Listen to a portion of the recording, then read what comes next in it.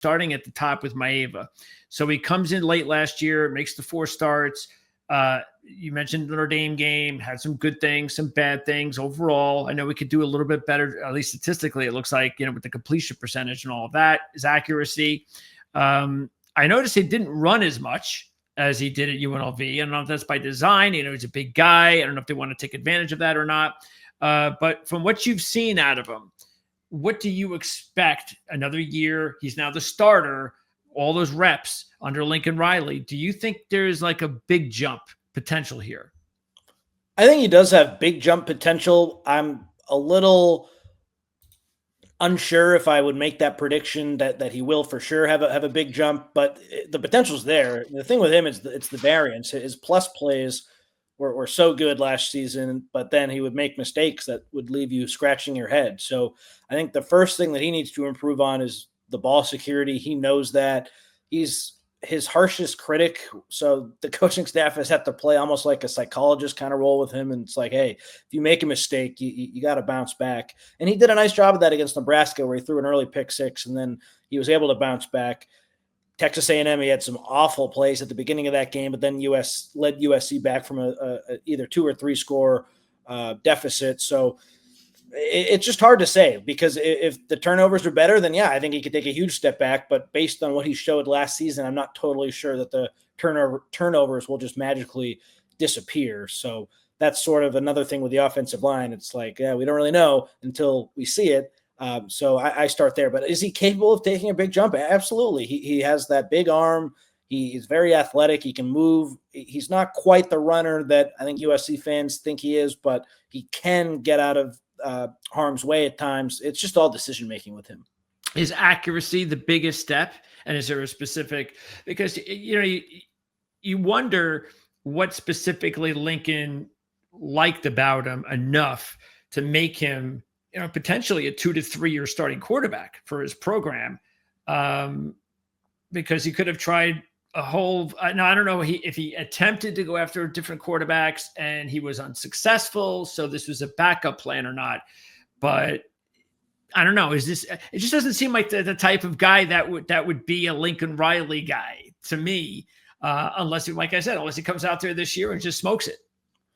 I think in an ideal world, he wouldn't be the USC quarterback, just based on how the last couple of recruiting classes have gone. We all remember Malachi Nelson, the 5-star freshman who transferred to Boise State and then didn't win that job. Now he's at UTEP. In an ideal world, he's the next USC starting quarterback now, and probably would have been last season if he was as good as people had thought. So it would have been the Malachi Nelson show, and then we're not even talking about Jade Maeva. If last year had gone well with Miller Moss, does he potentially enter the NFL draft, and then it's Maeva this season?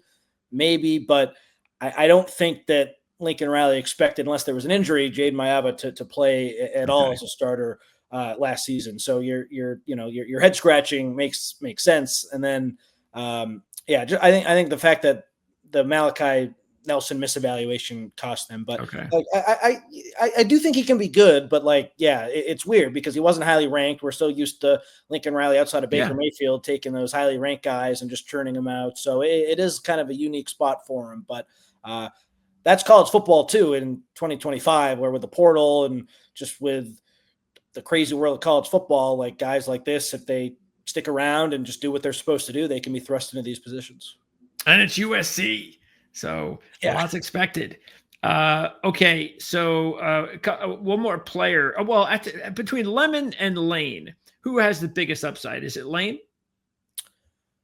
I think Lane has a higher upside than Mekhi Lemon, but if I was betting on who would have more receiving yards, I would probably bet Mekhi Lemon again. But I mean, Lane had 12 touchdowns last season. He was awesome. He just disappeared in some games, and sometimes off the field with him, he can lose a little bit of focus, but if he can take a step forward in that capacity, that'll be huge for him. I don't know if you saw this, but PFF graded Mekhi Lemon as their number 1 receiver for the NFL draft, and an ESPN analyst had Lane as their number 1 receiver for the 2026 NFL draft. So people are definitely paying attention, but in terms of the highest ceiling, I think Lane's body type, his ability to catch contested passes, he's more of a deep threat than Lemon. He probably does have the higher ceiling, but Lemon's ceiling is incredibly high as well. are they going to get anything out of the tight end spot, or is that just not a thing under Lincoln Riley? Lake McCree is the top returning tight end. Lake McCree was doing pretty well for a Lincoln Riley tight end before he got hurt last season. And early in the year, he was leading them in receiving. I look at him as the guy who will be the tight end, again, the starter. They have a lot of young players, but I just haven't really been sold on any of those guys. So if McCree gets hurt, I don't expect a tight end to have a big season. And even if McCree is healthy, I don't know if he'll have a big season. But can he get to like 400 receiving yards? Potentially, but that's probably the ceiling that I'd have for him. And on defense, Shelby returns, and statistically speaking, at least, he's one of their top returners. You mentioned Lucas. Sometimes guys just don't pan out the way that you thought they were. Are they still hoping that there's something there from Lucas?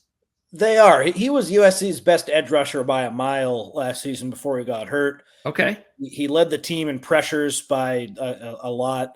He just didn't have the sack. He still doesn't have a sack. He was a 5-star kid out of high school, started at Texas A&M and then transferred to USC. I think he's someone, if you don't follow USC day to day and you just look at the numbers, it's like, oh, that kid's a bust. He has no chance. He really did put together some good games last season and can be a difference maker for sure.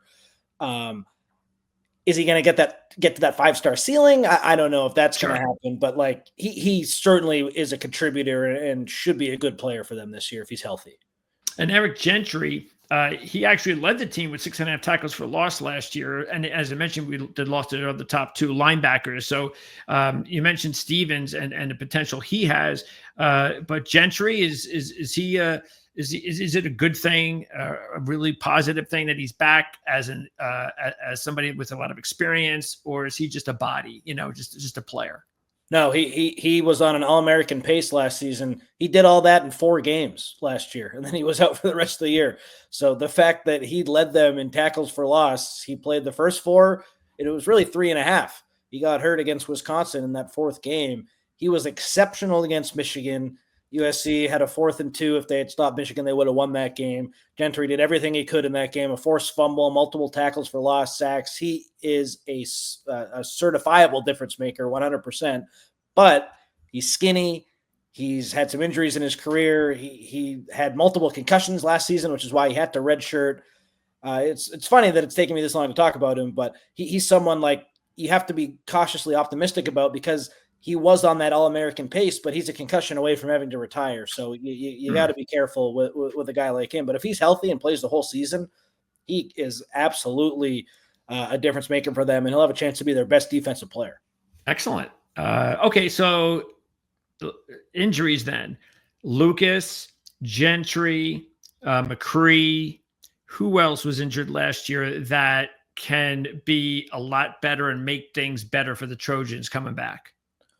Those were the main guys. Those are the main 3. Okay. Yeah, I'm looking at the defensive list. Kamari Ramsey missed a couple games, but he played most of them. But yeah, Gentry was the key. Okay. Gentry and Lucas were out for the season, so those were big ones. And then McCree missed a bunch of games in the middle. I forget if he might have been out for the season too. It's all blending together. But he missed the season the year before. He's a guy that gets hurt seemingly every year. I hope that he's able to have a healthy season this year. So McCree, he played 10 games last year. Okay, so it was the year before he was out for the year. He suffered an injury. So sorry, I'm getting my wires crossed. He got hurt because he missed 3 games early last year, and then it looks like he didn't play in the bowl game, and he barely played in the Notre Dame game. Maybe he got injured in that game. Is it possible again? So yeah, I mean, looks like he was still a little injury prone last year too. So yeah, 100%. Okay, and then let's close with the player. Do you think is the that has maybe the biggest pro upside in Kamari Ramsey? Kamari Ramsey, I think he has the biggest pro upside, but like, would it shock me if one of those 2 receivers had a huge year and they eventually go in front of him? No. Jakeem Stewart has pro upside, but he's a guy who's a freshman, so he's not going to be going anywhere. But yeah, Kamari Ramsey on this current team in terms of the draft eligible guys, it's him, Eric Gentry potentially as well. But yeah, I think Kamari Ramsey is more than likely going to be that first guy drafted for USC. Yeah, it just seems that again, if the team gets lucky this year with the injuries and it doesn't deplete them from some really key guys, and they get a little bit better quarterback play, he's going to be there the whole year, and they're just overall more talented for another season under the system. It could then be that 8 to, I don't want to go to 10 myself because it's so tough in the Big Ten and that schedule is really tough. And I don't know if they can get to that point because you mentioned it too, the road. I don't remember what it was. There was a trend that I can't remember, but I know it had to do with USC on the road under Lincoln Riley too. It's like they're just not you don't want to be taking USC on the road. I think as a favorite. I think that's what it is. I think road favorite Lincoln Riley USC is not very good. I can't speak to that, but I that sounds right. They were just awful. Yeah. I mean, they lost to Minnesota last year. At the end of the game, they lost to Maryland. Maryland had one Big Ten win last year. It was USC. So they were not good enough on the road last year. No, just as I breeze through here, just for the road games. And, of course, they were a dog in the LSU game, which they actually won, of course. But dog is completely different for USC because they even covered the Michigan game on the road as a dog. But yeah, that's pretty much when they've had their most trouble is being a road favorite. But the other thing too is win some of those close games that they weren't able to win, including the Penn State game. You mentioned the Notre Dame game. And those are two of the best teams in the country, as it turned out. And those games really went down to the wire. And that's why I think that there should be hope for USC, because it wasn't like they lost so many players, so many key guys that they couldn't replace coming into this season. So yeah, I mean, and that's the general attitude you're getting, Connor, as far as the fan base. Yeah, I think the fan base is high on USC, and nationally, I don't think people are as high as the fan base, which happens every year. But like, there's a disconnect there because of how bad USC's done the last couple of years. But like, I also think everyone who they lost in the portal was overblown. Like, they lost Zachariah Branch and Deuce Robinson, and USC was just getting hammered for their transfer portal losses. But like, they retained the most important guys who they needed to retain. So I think that went under the radar, and I think they're better than that 7.5 number myself. Yeah, and then of course you lose your starting running back, 1,000-yard runner, and they're not really. Oh, they got a running back from New Mexico. They're not going to give that much credence. So, look, that's what we like to see, though. We're always trying to find teams, good bargains, teams that are sleepers, and it's hard to believe that USC would be considered a sleeper, but they are. This is life in the Big Ten. And by the way, they're 100-1 to win the national championship. Again, that's a completely different discussion, but it's still 100-1. They're the co-fifth choice in the Big Ten at 30-1 behind Ohio State, Michigan, Penn State, and Oregon. Not a surprise. Tied with Illinois. And that, of course, will be a big game. I believe that's game number 5. And that might even be one of the big games of the season, because starting 4-0, now here's a team that's right in your wheelhouse as far as standings are concerned. And if you can beat that team, and I believe it's a road game, you win that game, then that could really be the type of game that gets you going the rest of the season, or vice versa. So yeah, absolutely. Illinois is the team that returns a bunch of their guys. They're getting some college football playoff buzz. If USC's undefeated, beats them, stays undefeated, big time road win, then that would create some college football buzz for them, which happened a little bit after the LSU game last season, but then quickly went away. Yeah. That would be more valuable than what it was from a year ago, for sure. Connor, I really appreciate your time. I'm going to look to call upon you at some point. I know the schedule, again, those first several games are not all that appealing, but hopefully we'll get an opportunity to talk maybe, hey, if they're 4-0, Illinois week, because right after Illinois, I believe, is Michigan. It's like Illinois, Michigan, Notre Dame or something like that. So maybe right around that time of the season, we'll be able to chat again. And by the way, links in the description. You can check that out. They're in there right now if you want to look at it for how you can follow Connor on social media, as well as the what is it called? Podcast? Peristyle. Yeah. So what is that from? It's just like the Trojans from, back when they were fighting, they had the peristyle, and now Okay. See, at the Coliseum. okay. There's a peristyle end back then in the olden times, and USC's adopted that. So You got to be creative, right? Yep.